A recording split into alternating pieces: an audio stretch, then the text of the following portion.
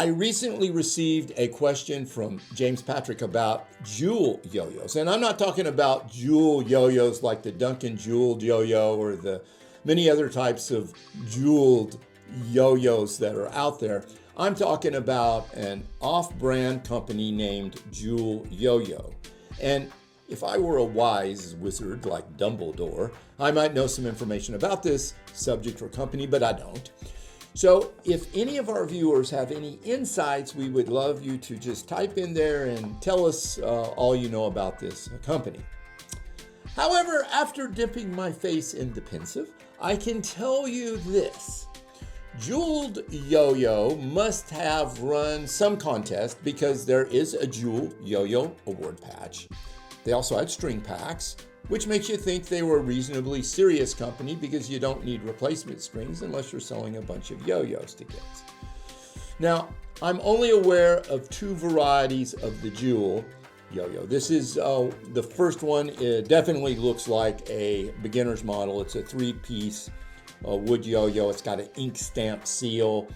Now, the second one looks like a more playable yo-yo. This is your classic tournament model that would be used in a contest. It has a decal seal. I suspect these are very hard to find in any kind of good condition because those, as you know, decal seals tend to come off.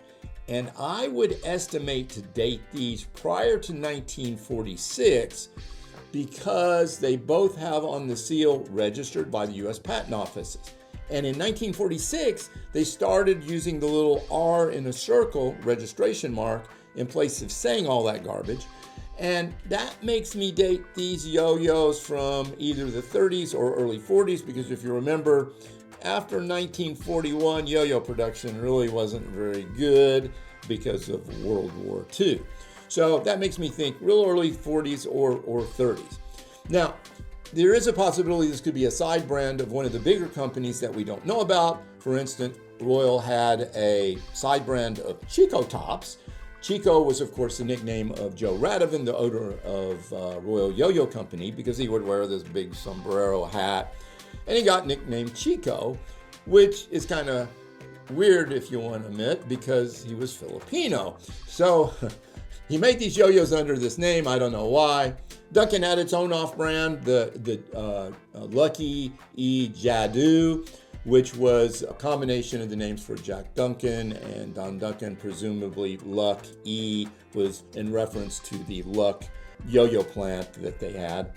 And I think it was made to create a lower price point for Duncan yo-yos in some of the discount stores. But as far as I know, it played just as well as the tournament models. Anyway, if you have any information about the Jewel Yo-Yo brand contest or posters or any old articles, please let us know. Most serious Bandalorists have an interest in these type of yo-yos. If you do, can point to whoever shares, to if you belong to Hogwarts.